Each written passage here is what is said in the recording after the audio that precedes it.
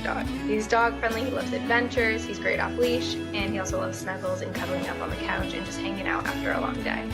Here's the negative stuff. Larry got into a freak accident at a meet and greet recently, leading to a $12,000 surgery. This poor boy has had bad luck. His family also chose to rehome him after 6 years of having him. There's some more bad luck. And then lastly, a family was really interested in him, and we recently got a call saying they can't move forward because that person also got into a pretty bad accident.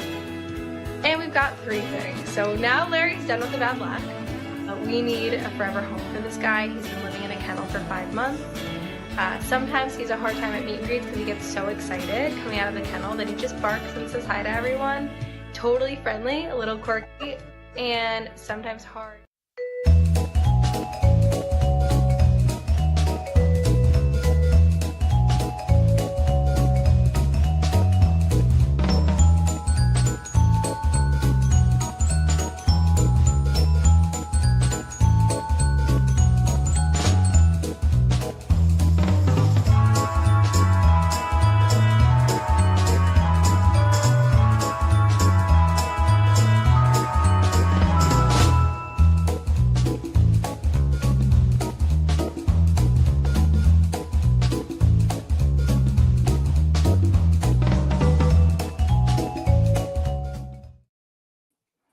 Well, hi, everybody. There we are. Almost caught me napping, didn't you?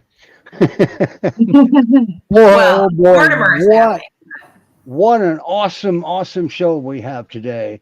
Right from the beginning, isn't it? I'm excited. I'm really excited. We've got the description mentioned we've got some big news out of Montana.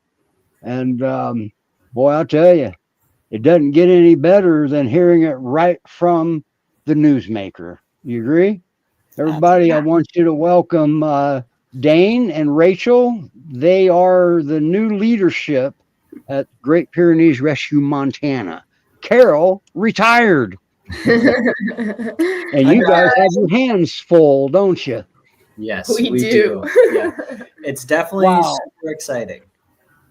So you're here because we wanted to give you the opportunity to get a little more personal with the people that volunteer there and are interested in volunteering.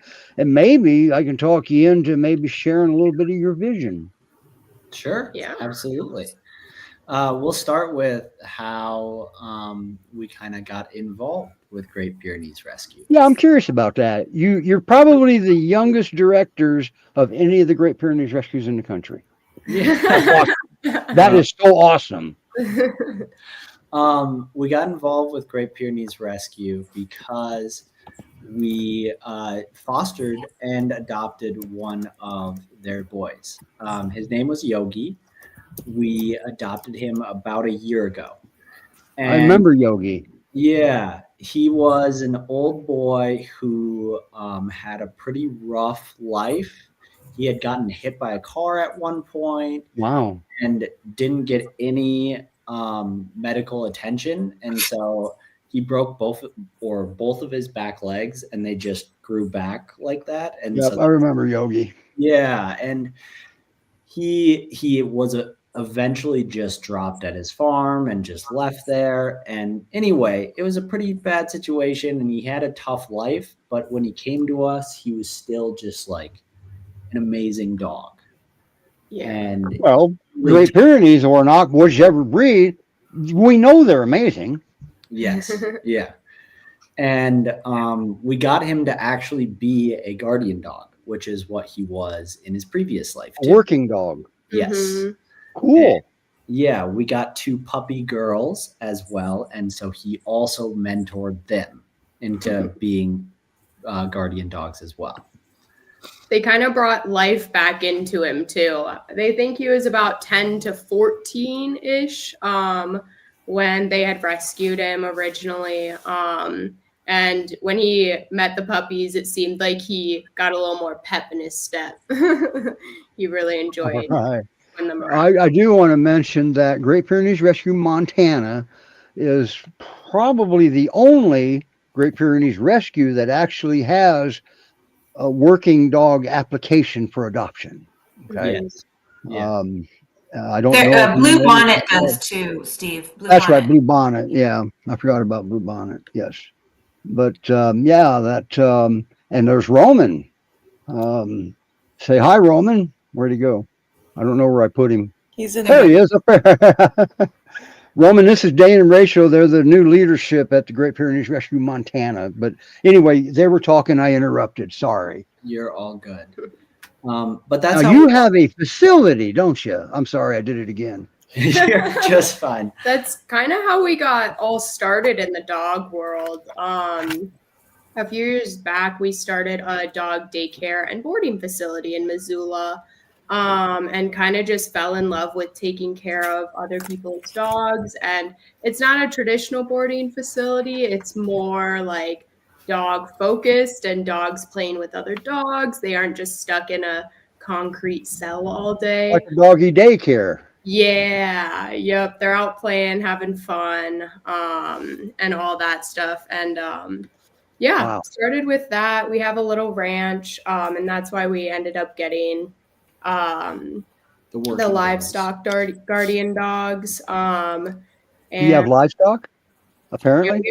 Nigerian dwarf goats that they mostly watch out for. Okie dokie. Now, just to make a statement, you know these are sheep dogs, right? Okay, I won't know. Wow. We put Now, a couple of extra fur coats on the goats, so they would, Your facility, is that going to be used at the rescue also? So we currently use the facility for the rescue in bits and pieces. And we did this before we were the presidents as well. We actually offered the facility for the rescue's use. Oh, okay. All right, cool. To put some of the Pyrenees that were like really good with other dogs, which isn't always 100% of Pyrenees. So but we pretty consistently had Pyrenees at our place from the rescue. That's awesome. And sounds like you've got good experience with the breed and you know their history, maybe. Yes. Yeah. That's important. Yeah. It is really important, especially when you are a breed specific rescue like ours, and you are really trying to find a good match for those dogs. And yes. That is 100% what we are about. And the director, the founder of the Great Pyrenees Rescue Society, she's got golden fingers like that. And she's just got that gift. Melise does. And she's just amazing at finding the good match. Because what the dog they apply for may not be the match. So obviously they have a lot of dogs. You probably have a lot of dogs. This is so cool. I'm so excited. By the way, it's nice to meet you. This is the first time I've met him also. Yeah, good to meet you too, Steve. You as well. I kind of elbowed my way in when somebody posted something on the page, and I said, welcome. I thought it was exciting. Yeah. And do you have a vision or goals that you want to achieve and take the rescue beyond where it's at right now? Yeah, so our vision and kind of what we're in the process of right now. Sorry, this is Murphy, one of our dogs. He decided to intrude in the meeting. All breeds are welcome here. But yeah, we're working on actually getting a building finally. Yeah, so wow. Central location. We'll still utilize fosters and things like that, but we'll be able to take in more dogs, really learn their personalities, get them. What's been the toughest part sometimes is we use a lot of boarding facilities, and they obviously need vaccines and things like that before being able to board in certain places. Right, that's a problem sometimes. You get a dog at midnight, where are you going to find a vet open? Yeah, exactly. So Get it. with this, it'll be easier of like, we can have a home base, get them all vetted, get them spayed and neutered or any medical treatment that they need, and just have to use it'll just be a lot more convenient, easier, central location. And we hope to put out kind of like a volunteer schedule to have people come out in shifts or even just for a walk or Walk dogs and pick up poop, master pooper scoopers. yeah. Well, that's your guys' title, master pooper scoopers, if you're going It to be really on site. is. Wow, this is amazing. So it sounds like you'll be able to do something similar that GPRS does. Every dog goes through headquarters so she can vet them and address whatever unwanted behaviors they have, and then they move from headquarters to a foster, or they can be adopted out of headquarters. Yeah. They can cat test them and obviously dog test them. Yeah, and we Yeah. have we'll probably start guardian testing them too. So we have ducks and Because goats. you do place working dogs, yes. Yeah. And then we also have cows and horse here too. So just kind of see what their overall temperament is of can they live with any of these or none of these. So You said you had cows at board? No, on there our- are. I thought I heard you say cows. Oh, wow, somebody's hard up here. Now, anybody that applies to adopt, and you've probably experienced it, when you apply to adopt, it seems like you're having to pry that dog out of the rescue's cold, dead hands, doesn't it? Well, hopefully that's not how it feels, but Well, but it's tough to get a dog because you have no intention of sending them back to a similar situation they came from. 100%. So, Yeah. yes, and that can get tricky sometimes, can it? Yeah, it can. Like we talked about, finding that right fit is so Mhm. important, and making sure that they have everything that they need to make sure that they can take care of a Great Pyrenees effectively is also really important. You need good fencing or a good way to contain the dog. You need to That's have right. space to be able to let a Pyrenees be a Pyrenees per se, or the willingness to. And if you have to teach them something, you got to do it right. Yeah. Yeah. And if it has like specific issues, like resource guarding is obviously very common. Well, yeah, thank you for saying that. Yeah, Me and Roman's been saying that for years. it is. With Well, Pyrenees, it's natural. They're going to guard their food. It's vital to their survival. Yeah. it makes sense because like you said, they're a working breed, they're a guarding breed, so they Yep. That's right. And a naturally. lot of times, time will make adjustments for you because we don't want them guarding food against you. Because if you take their food out to them, you don't want them to eat you. So, Yeah, but usually we don't have to do anything with that. And when we do, there's so many different ways we can address that. Yeah. So experience with that is a huge plus. And with some dogs that have shown resource guarding, it's a must. So Yeah. I like these guys. I like these two, Roman. I do. Boy, I tell you, that's so awesome. Now, and now Roman is a for hire behavior consultant. So, he's also at your disposal. I think he gives rescues a very good price. In fact, I remember a couple of times a few years ago, I asked him, "You need me to buy you lunch, or you got more free clients than you do paid clients?" He cares about the dogs. Yeah. That's Good. Yep. awesome. we will He definitely really does. Yeah. But he still does it for a living. Okay. Yeah. Mhm. And he's good. So now, wow, this is amazing. Now, wow, I mean, a building. So you're going to add a building to your facility, or is it going to be a different place? So it'll be separate just to make sure. So our boarding facility has like pretty strict kennel restrictions of like dogs need to be vaccinated and things like that. So Right, it'll be right. separate off of that just to keep all the dogs safe on the property.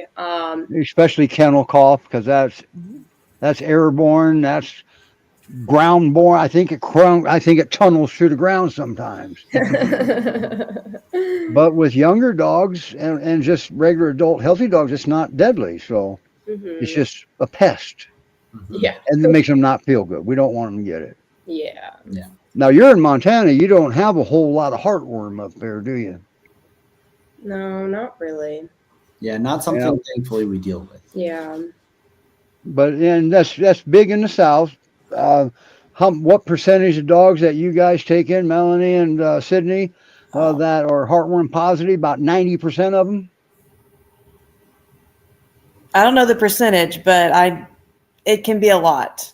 Wow. Yes. Yeah, we Yeah. and it's lately we've had a significant amount of dogs that Yeah. have heartworm.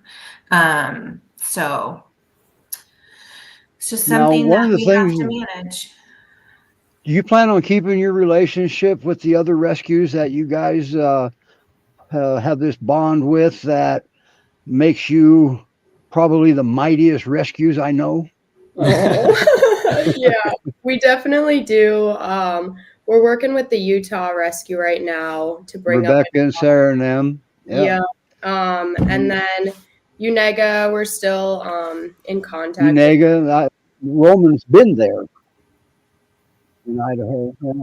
Yeah. Yeah. And currently we're still working with a lot of California, not per se Great Pyrenees all the time, but shelters Okay. and animal control and things to pull out Yeah. there too. You know, way back when I got my first Great Pyrenees, and it was either late 1984 or early 1985. My opinion's one, my wife's another. And, but basically 40 years ago, there were no Great Pyrenees in Southern California until I took mine for a walk. They came out of the woodwork. So you And so, but anyway, that wow, this is so exciting, and thank you for coming on. And for anybody watching, right there is their website. If and their logo is got a Great Pyrenees in it. So Right there. oh, there it is, right there. I like that one. I like that. That's the one Ellen created. I like that one too. Yeah. The other one was a little sentimental. When I talked to Carol, she said it was actually the son of a volunteer that drew that dog in the center of her logo. Though, and her and I designed that and put it together. That's why I had the vector file. But I suck at vector files.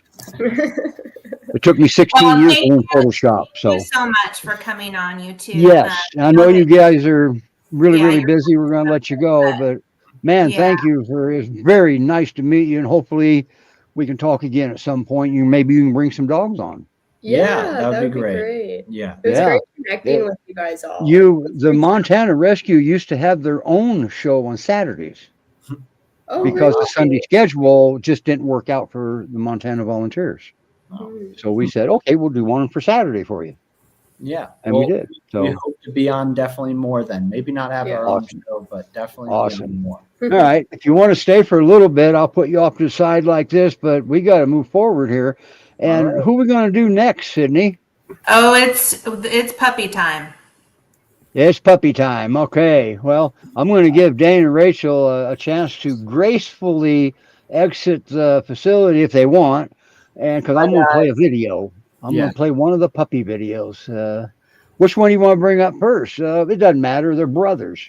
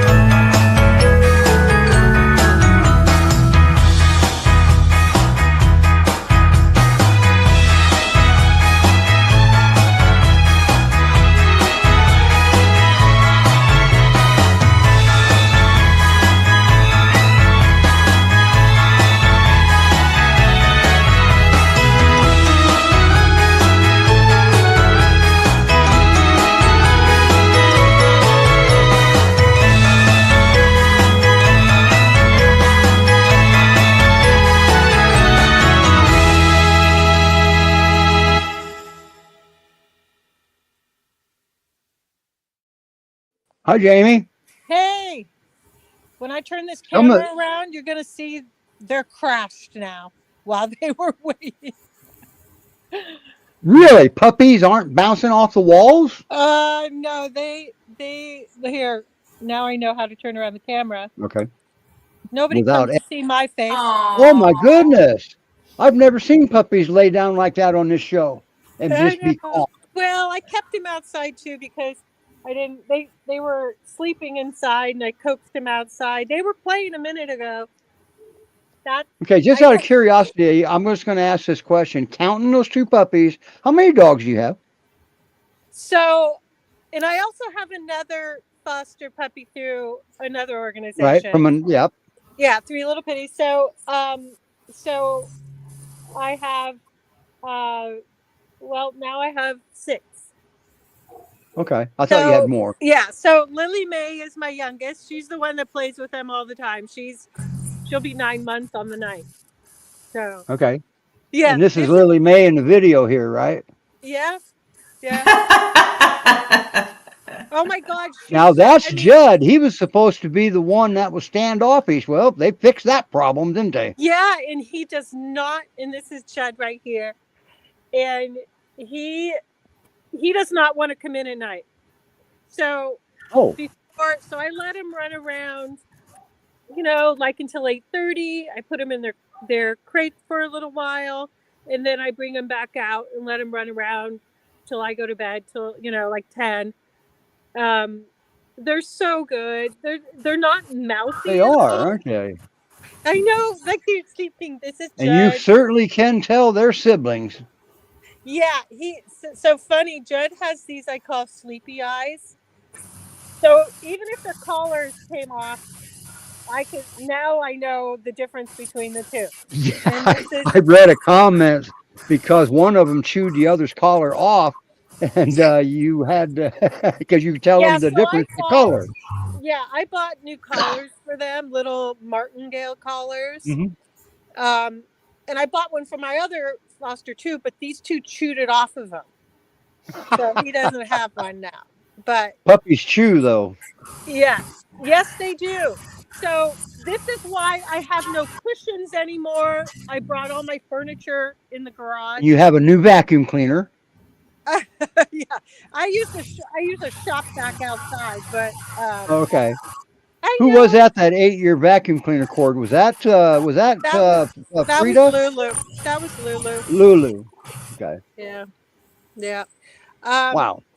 Yeah, there's Judd. He's such a good boy. They're really, really great dogs. Affectionate.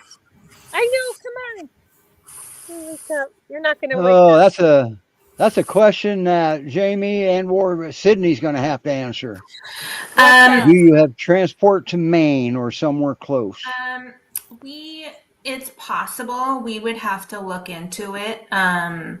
We use Because the different dogs are in Washington State. That could Yeah, be I an mean issue. those guys we wouldn't, but we would transport from options. They from have Texas. I think some of their siblings are still at headquarters, aren't they? They are. Yep. There's But- 4 of them. Oh, Massachusetts. I Oh, Massachusetts. yeah, Sydney? I still think I had an app in Massachusetts, a couple of them, and they drove. They had to drive a little bit. Okay. yeah. And see, most sometimes- adopters do meet the transport somewhere, but Yeah, because they follow a route, but yeah, and sometimes, I mean, depending on how far away and transport can't always get really close because they've got a lot of stops to make. So sometimes an adopter has to drive 4 hours to meet them. and in most depending on cases, where they from are. a behavior standpoint, you want to do that. That's a good way to start your solid relationship right there. Unless he throws up in the car, that would suck. Oh my God, these guys are never sleeping. I swear to God. Like, Wait a minute, I just saw him sleep. I know. I'm just. So, I just got a message that we are not necessarily able to go to Massachusetts as Oh, like we can't guarantee that we can get it. Massachusetts has its own rules, and you have to be qualified in order to do business there with dogs from out of state, right? I'm sorry, Steve, you were muffled. Oh, well, that's figures. Then I'll shut up. Anyway, they're not. I don't think they have authority to work in Massachusetts. I think they do. Your That might mic be what it is is. really Yeah, very muffled all of a muffled. sudden. I don't know what happened. Okay, you take over. Oh, I'll there be you go. back. Hear you. I can hear you. Now you're back. So I turned it up. Yeah. So these boys, so they mostly play with Lily Mae, who is less than a year old. Yeah. Do they have other, and it's two boys, do they have other of your dogs? Because you have dogs of various ages. You have a couple Yeah. So younger ones they too. mostly Riley's the only one that I keep separate because in my house. So because also little puppies chew up things. I have a like fencing, kind of like what my puppy pen is made out of. I just bought some more things and I cordon off my living space so they can run around in the dining room, in the kitchen, and come outside. Because I work from home, so it's and then I keep an eye on them. Then they just get tired, and then I put them back in their crate and the other puppy in the puppy pen, and they go out, run around, sleep, run around, sleep. That's How old are they? They are. Oh my God! I should have got their paperwork. So they're about 3.5 months, I think. 3.5 months. Yeah, I got obviously we have their birth date on the paperwork. I can't remember Right. what that was, but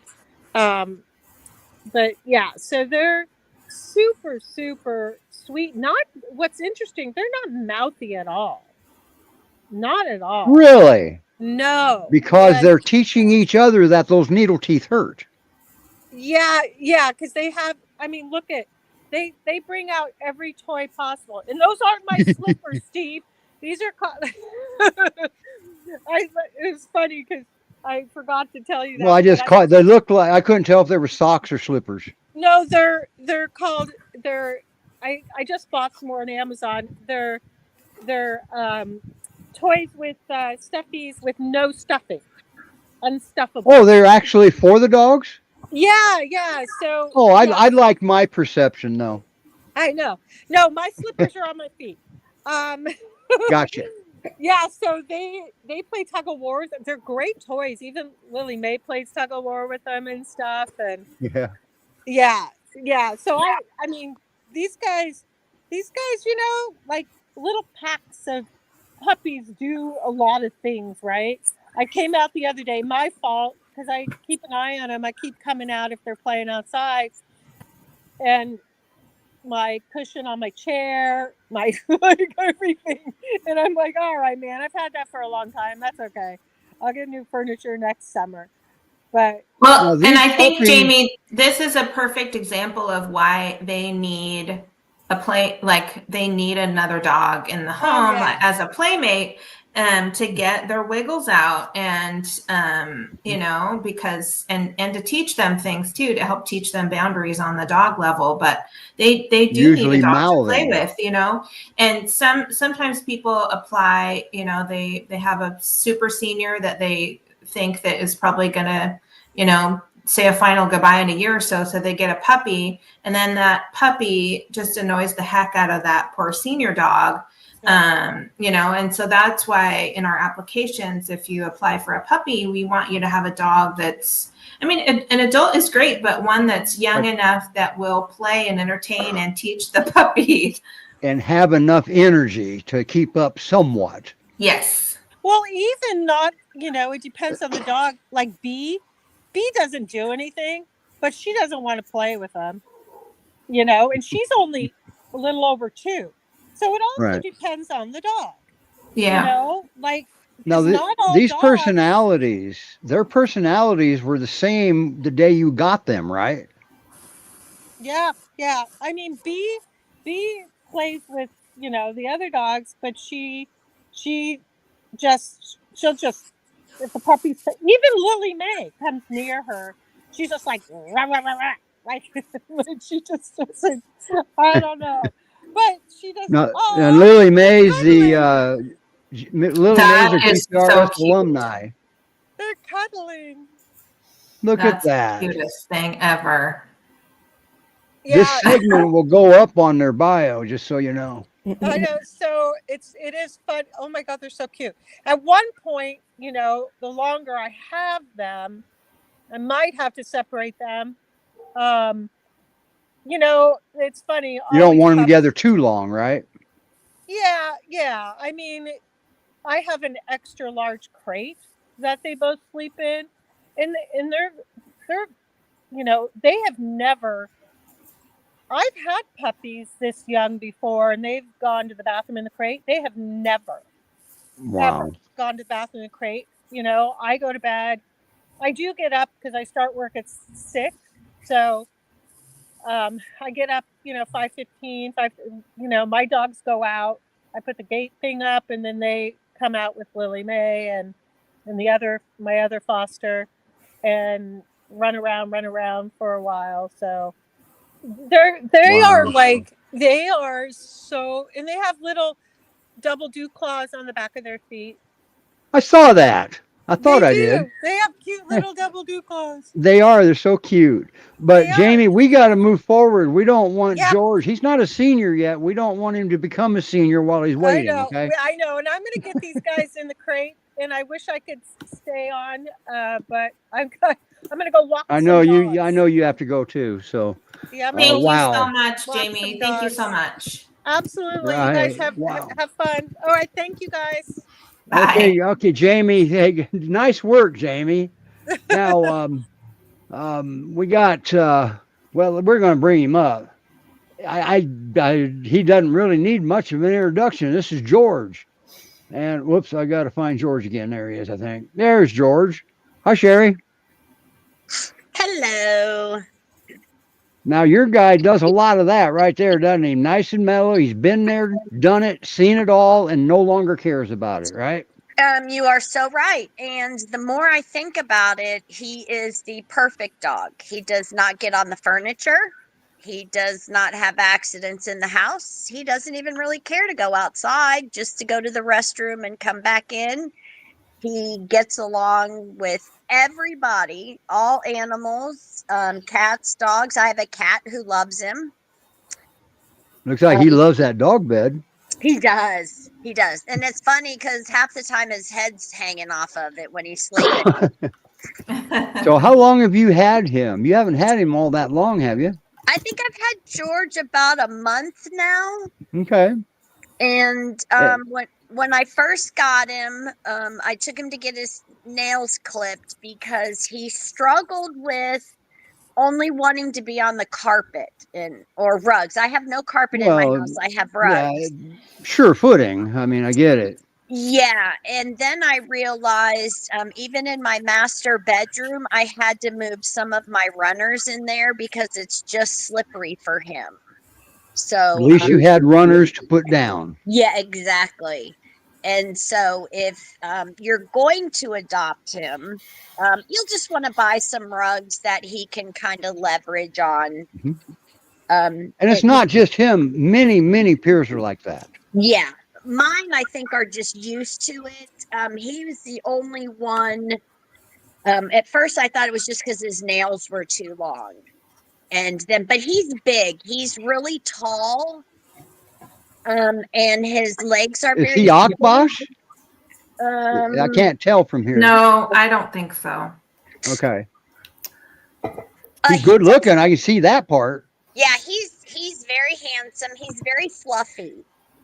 He does not have dew claws. I think they were removed Okay. Wow. from him. Okay, I And did just say- that's something that we do not ever recommend. No, those are attached to the bone. Okay. There's a tendon in there, and there's actually nerve endings in there. They've discovered now. Yeah. I noticed that immediately when I picked him up because I always check their nails to make sure that they don't need them cut right away or anything. And I noticed that immediately. Wow. Yeah, But and you know, just because they're there and they're big doesn't mean they're going to catch on everything. Okay. yeah, But that's the only reason a rescue will say, yeah, let's remove it if it's medically necessary. Okay. yeah, yeah. Because those are there for a reason. He's not food aggressive. He only drinks ice cold water with ice cubes. I'm sorry. I got one like that. Oh my goodness. And now my dogs won't drink out of their water bowl. They only drink out of the ice cold water. Oh, wow. George. Do what I did. I bought one of those countertop ice makers. I have the one in the refrigerator, whatever that. Oh, I don't have yeah. one. He is, rotten. He has spoiled my dogs. But I'm telling you, he is the best. He is no trouble at all. When he wants to come in and you don't let him in, he will bark to let you know that you left him outside. Good. He gets along with all dogs. Can he be an only dog in somebody's home? Yes, I believe he can. Okay. Because he's so chill. Yeah, but he can also live with another dog too, right? Absolutely. I had the other day I had Stella and Elias that I took down to George, and he loved both of them. He really loves Stella. Wow. But he just loves, and I have two that are older, and one of the things is he likes kids, and I have grandkids. He's just tall, so sometimes he might bump into them and knock them over, but nothing intentional. He doesn't get crazy excited like to where he gets out of control. He's just big. Yeah, he's a big Right. boy. So Sherry, I think you said he's about 130 pounds. Yes, and tall. So, yeah. So, and he's about 7 years old. So, he looks great. Like his body composition looks really good. And there are a couple of photos of him that we have in his bio, and he just has an amazing grin. It's so Somebody's treated him well throughout his life. Which is weird. They found him roaming is what they said. So I don't know what happened. He's been to the groomer and he did really good. He's good in a car. He just lays in the back. The perfect pair. He really is. Really is. Hun, George. So wow, man, Great Pyrenees Rescue Society.org, scrolling across the bottom. That's where George is. And now he's in Texas, right, Sherry? You're in Texas. Yes. Okay. And so, and there's transport to different areas of the country. I don't know how many areas. You just fill out the application, they'll tell you. Yeah. And he's 7 years old. He's great. Yeah, he is. He'll be a senior in one more year, and seniors are the best. Yeah. He is already the best. Hun, George. Whoever adopts George is going to really hit the jackpot. No. Oh boy, he's getting up. He does move. See, he can walk. He can walk. Look how long his legs are. Like they're so skinny. Yeah, that's not an Akbash. That's the Great Pyrenees. Oh, beautiful boy. He is gorgeous. Look at them eyes. His personality is all in his eyes. Look at that. Yeah. Oh yeah, definitely. And the breed's an emotional breed anyway. He loves to give kisses. Aw. Wow. And somebody's really treated him good. Yep. Well, yeah, I have to give him ice water to get him to drink. The things we do, right? Yes. Oh my God. Yeah, my Kuvaz is like that. Yeah, and I have an older peer that has really bad arthritis. So now George gets a tub of wet food like twice a day because I have to give him my other one some medicine. So George is getting really spoiled. Now, you said he loves people. Do you have a cat by any chance? I do. And And he's he likes my cat. My cat likes him, and my wow. cat doesn't like Okay, everything. I'm going to really go out on a limb. Do you have any children that have come around? Oh yeah, I have grandkids. Yeah, and other Wow. dogs. Yeah, he's great. Perfect pair. Yeah. I might want him.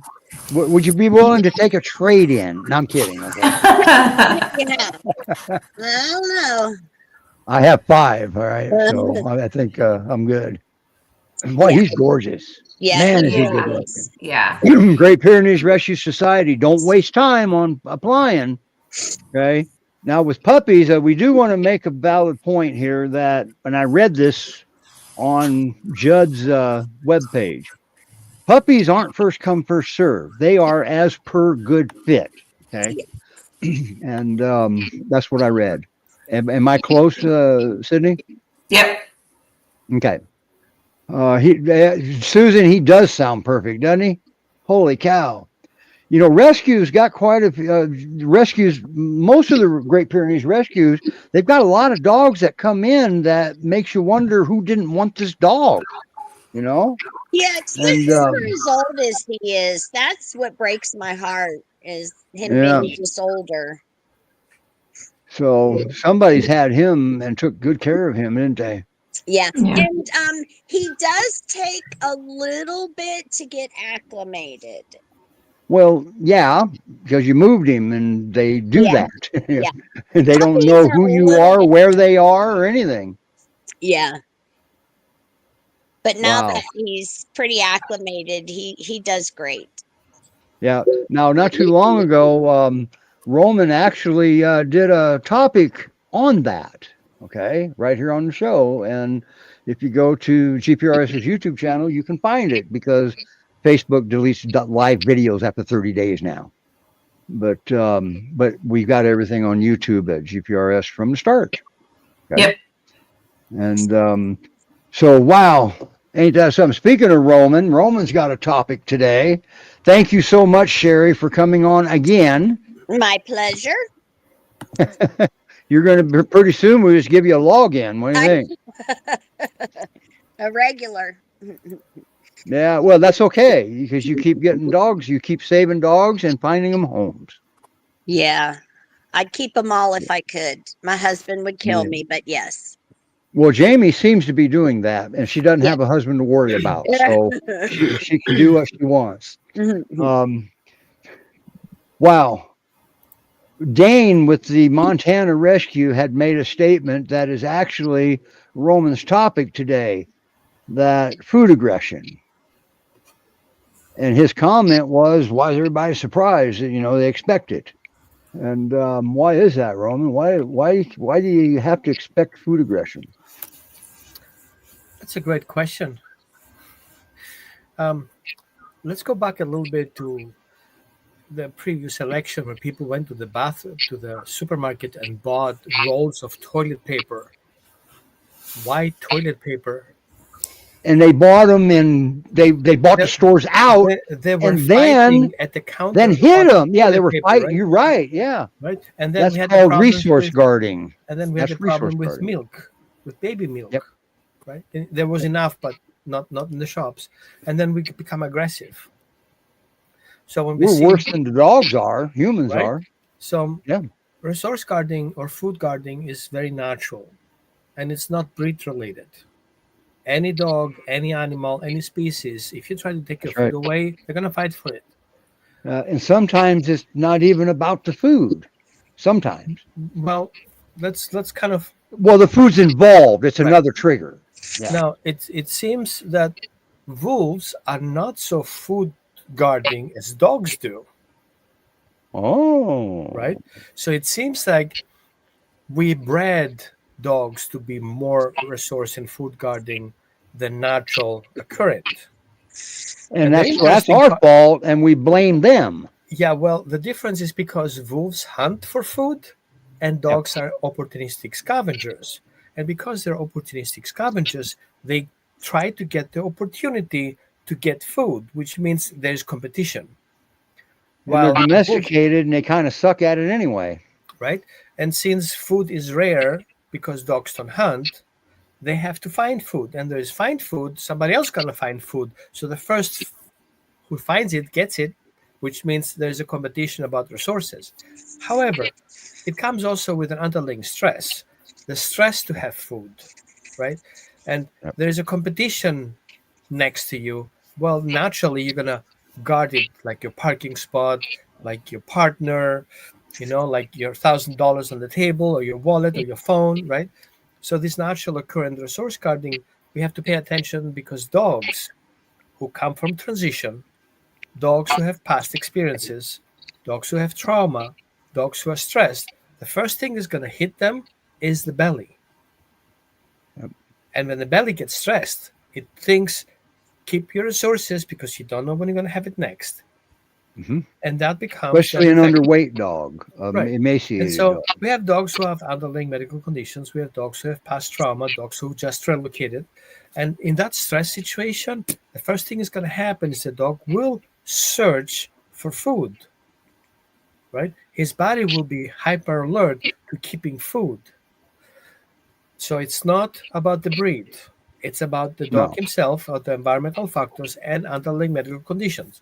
Check that. Yep. So there are other Any reasons, breed's going to protect their food. It's just the Great Pyrenees are very good at it. right? They So I have a intimidate. checklist that I go through with my clients about resource guarding. The first one is emotional and attachment history. So what's the dog history about trauma? What are the signs of insecure attachment, right?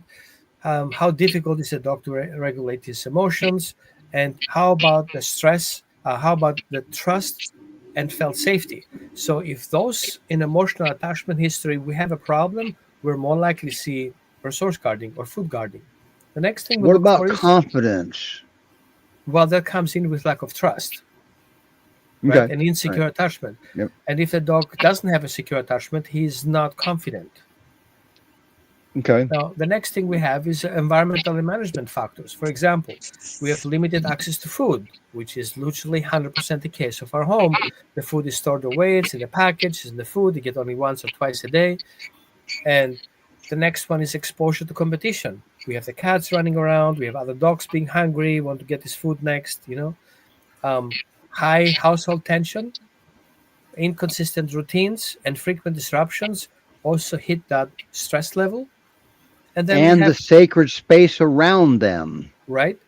And so we have also the previous punishment, like I punish the dog for showing signs, which means the dog is already stressed if the person is present or children are present.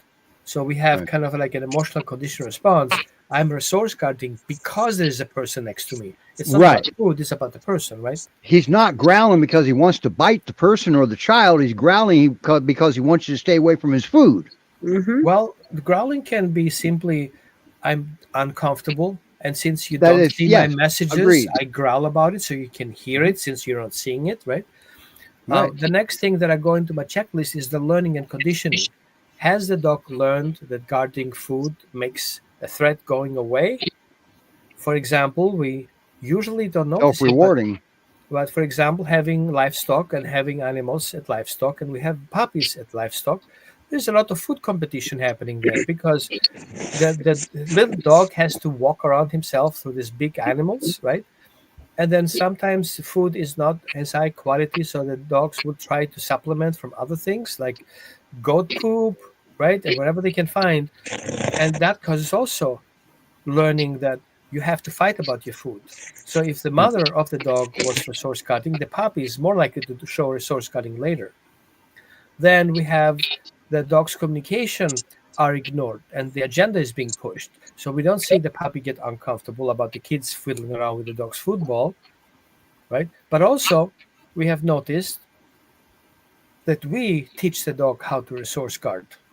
For example, like, pay attention here. What would you do if your dog finds a sock? You resource guard the sock, attack the dog for it, and grab the sock out of his mouth and give him a lecture. You literally teach the dog how to resource guard. And we don't notice it until it's too late. And then we say, why is the dog resource guarding? Because you showed him every time your dog has something in his mouth, you take it away.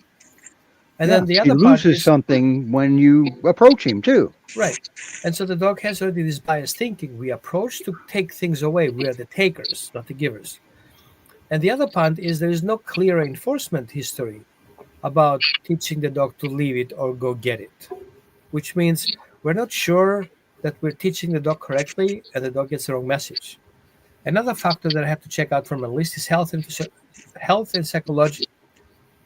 physiological contributions, pain, discomfort, medical underlying conditions, nutritional imbalance, sleep deprivation, and very, very often people don't feed their dogs enough. Now, especially for guardian breeds, they have a different metabolic system. They need more energy for the work they do, especially in the summer or in the winter. They have a different feeding needs. And we cannot go with a package that is an average. Usually, guardian breeds are hungry all the time because the food is not often given.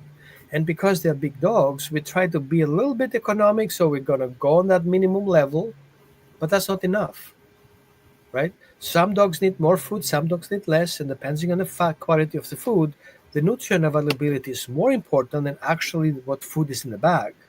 Because some foods say they have nutrients, but they're not really available, which means the dog is literally hungry all the time. They process nutrients out of the food. Right.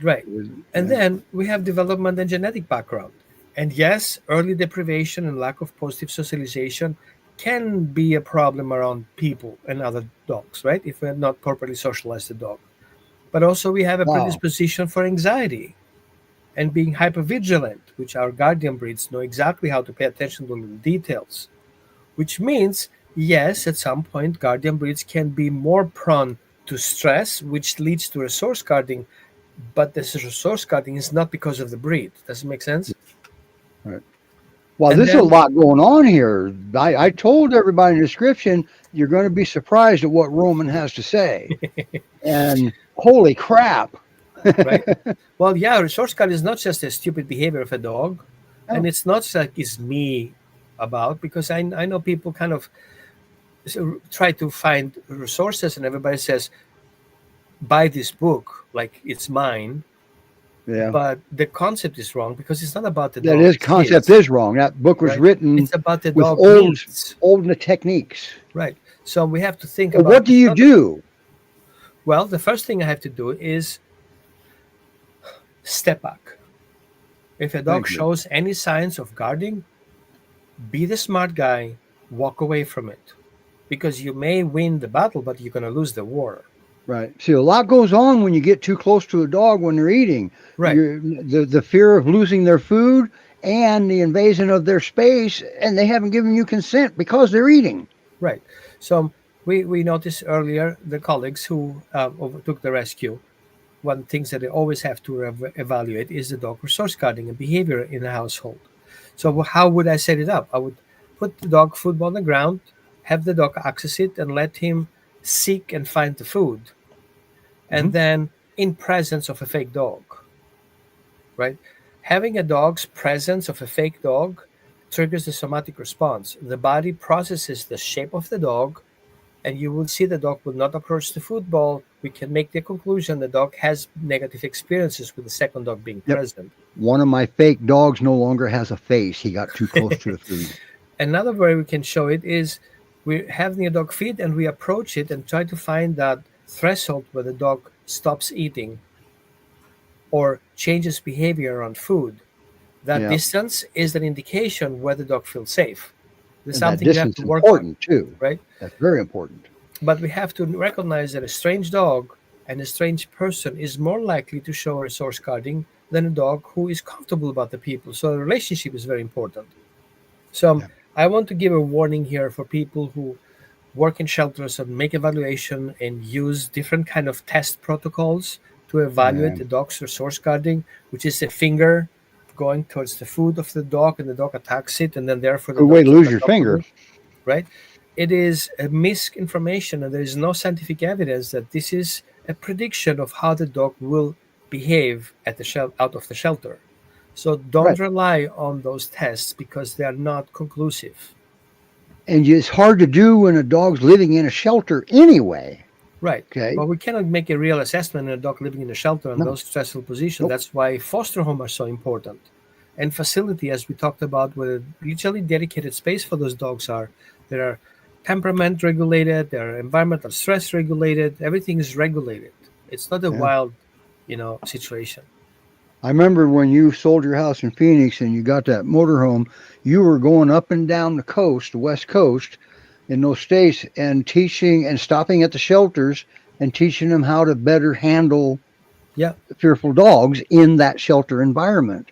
Right. So and people were surprised. that's important. Yeah, because people get surprised how different dogs behave when we give them a little bit more time in connecting Time's good. with a person. But that's the problem with shelters. They don't have time. They have little bit funds. They have That's little right. support. Right, everything has to get in and out 3 times And a day. they're the dogs have to contracted with get the out. county. You got to Yeah. take this stray dog, and I ain't got room. Well, you better make room. Yeah, the system is totally wrong set here. It is.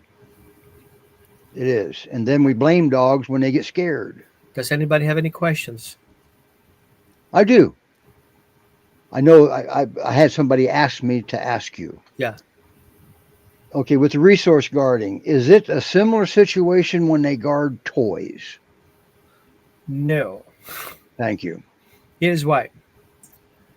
Do you guys remember the smoking advertising where people just smoke a cigarette, I still do.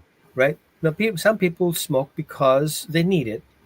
Some people smoke because convenience. Some people smoke because of prestige or anything. There's a reason for everybody to do certain things. So we come down to dogs. Sometimes dogs have toys because of comfort, Calming. calming. They use that toy as a calming system. So if we take that toy away, and I have a short example I can share with you, then you take away a dog's part of his needs.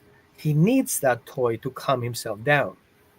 For whatever reason, he makes the association of me having that toy, that particular texture, that particular size, that particular flavor, that particular size is important to me.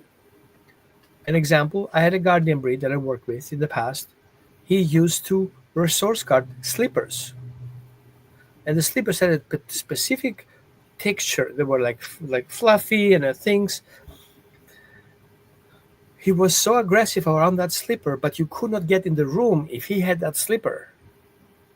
So we worked on replacing that slipper with another slipper of the same texture, the same size, which was the left side of that slipper. And the dog Okay. recognizing that he has another option. So if I would exchange the slipper with the slipper, he will be similar satisfied. But here was the problem. The problem was not the slipper, and the problem was not the dog being resource guarding over the slipper. It was the stress in the household that he needed that slipper to calm himself down. So chewing on that slipper and Yes. nipping on that slipper is what calmed himself down. We came to the conclusion that if we managed the environment better and him getting less stressed, he would not protect the slipper anymore. Long story short, we fixed the environment. The dog didn't use the slipper for resource guarding, but we included that slipper in the greeting protocol. New people who came to the house gave that dog that slipper, and the dog will grab the slipper, go back room, and calm himself down. So we use the slipper as a reward system. Later on, Yes. since he got used to that, introducing the people bringing him chew toys, we switched to another chew option where the dog could chew on chew sticks, which were actually more yummy.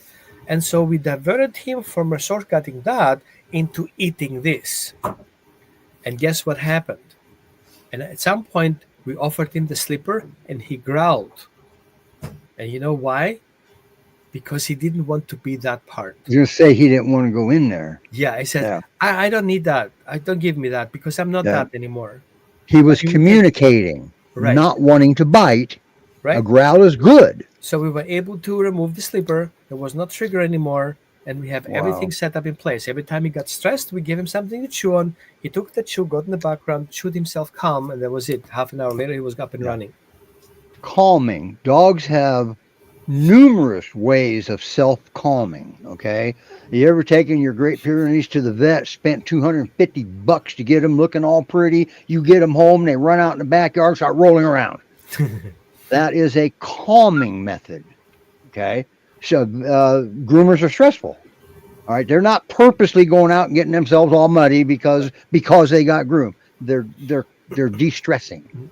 One other thing I want to point out, because it's very important, a recent client I had, the dog was resource guarding the area when the owner prepared the food. The dog's stress around feeding time was so high that he was in a completely out of state mindset. So what we did is we introduced him a pre-food, a food that he would eat before feeding time. Oh, a calming food. Exactly. So before we actually start the process of feeding, he would get something from a refrigerator that he got busy with eating and calm his system down while waiting for the real food to come. Right. Isn't this amazing? You don't have to run out of options and surrender your dog. There are more options. There's other people, and there's a way to do this usually. All right. Once the medical is cleared, you got to clear that medical, because a Great Pyrenees that doesn't feel well is a grumpy peer. Okay. And I got to get this of George. There's another dog there. How about that? Wow. That's his buddy, my lab. Gotcha. You got a lab that's white? Yeah. It's funny, all my dogs are white. You know, I've searched and searched and searched. I can't find any such breed, a breed called the white lab. It's a yellow lab. Yeah, she's considered yellow, but yeah, she's pretty white. She's 11, so she's up there. Okay, all right. But I will say what I did stumble on in my search. Look up how many different types of Saint Bernards there are. Oh, it's crazy. I have when we were growing up, friends of ours used to breed them. Okay. I only figured there was just like one, but no, they got I forget what they call it. They got a shorter coated one, a smooth. They call them a smooth Saint Bernard, I guess, and then another one, a rough. I forget what it was. I was just flabbergasted. Really? Oh well. Wow, what a day. Thank you, Roman. That was awesome, because resource guarding is probably the number 2 unwanted behavior, right behind barking. Always remember, folks, dogs bark, and the Great Pyrenees will bark more because they intimidate. They want their presence known, that they don't want you coming over here because they haven't processed it. So they're a suspicious breed. And I boy, said George is. Right. I said George is a good-looking dog, isn't he? Right. Yeah. Wow. At some point, I had a conversation with a colleague, and he told me how tough and how strong and how, very heroic guardian breeds are. And I told him, did you know that the dogs are guardian breeds' main benefit of his purpose, and the main reason why he's so good is because he's so scared? He's scared of losing territory. They don't show it being scared, but it's fear-based. That Exactly. is It's fail-safe fear-based that God put in there. right? For them to show his fear in form of aggression towards anything that makes him feel uncomfortable. Yeah. Let's put it this way. If I had a choice of getting bit by a scared dog or a mad dog, I would take the mad dog any day of the week Yeah. over a scared dog, because he's fighting for his life. Mm-hmm. Pissed off dog's not. Okay. So in the Great Pyrenees, it's we've read that they have a bite force on one of the formulas of 680 psi. You know, that's a lot, because that same formula put the pit bull at 239. There's different ways they figure this. Yeah. And so that's a lot. That was the third highest in that particular study there. Right. The Kangal was number 1 in most of them. The Kangal was the highest bite force. And some of them got the Cane Corso behind the Pyrenees. Some of them got the Cane Corso in front of the Pyrenees. Either way, they bite hard. if they intend to do harm, they're going to do harm to you. You're not going to stop them.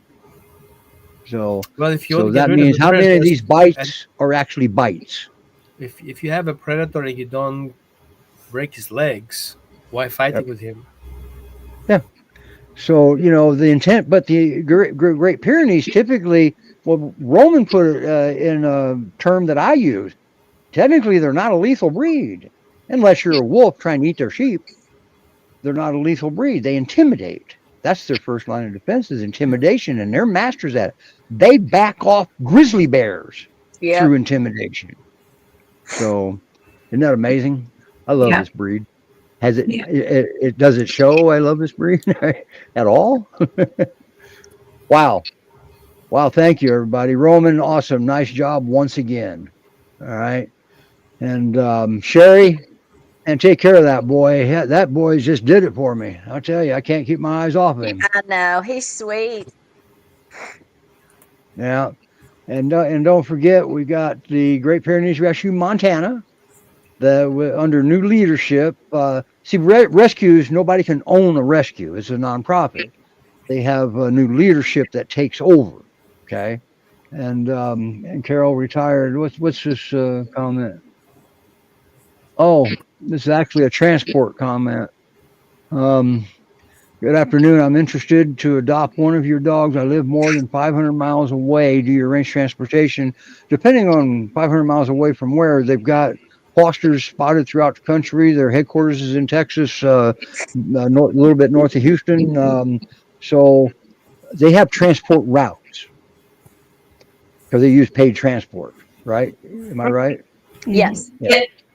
Yeah, our transporters are independent contractors, so there's the adoption fee and then there's the transport fee for those who are having their dogs transported. But fill out an application. That's the only way to know.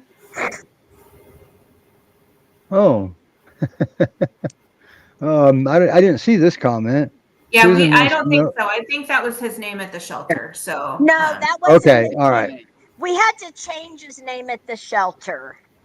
So Right. they just automatically gave him George because that's all she could think of at the moment. Okay. All right. She's interested in Jackson. Isn't that Judd and Journey's brother? yes. Okay. Well, no, is he not necessarily. Because we have Jackson is because I'm looking at the profile. okay. and she just said that he's in Texas.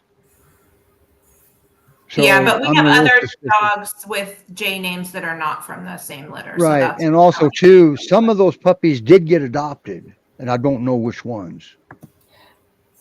Did I hear that right? I know some did, but Jackson's profile is still up because I'm looking at it right now. Okay. So unless it All just hasn't been Okay. brought down yet. All right. Okay, then I'll just ask a question. Is Jackson a puppy that you're looking at? Yes. Do you have other dogs named Jackson? no, we don't. We don't double up on names at the same Right. time. Anyway, that's going to be determined, I think. Sydney, you answer it. What's that determined by? If she's close to a route and how far she can drive, right? Yeah, it depends on the location of the adopter. We have transports to the Pacific Northwest. We have transports to in the middle of the country and in the East Coast, but we can't go to every single state. So Right. you just have to apply, and then But they surprise me where they go sometimes, though, every once in a while. Yeah. Over the last, few years, we've been able to increase the places that we can transport, which is really wonderful. Because it, gives us a lot more options to get dogs adopted. Yeah. Sounds like she's interested in Jackson, which is Judd and Journey's sibling. Yeah.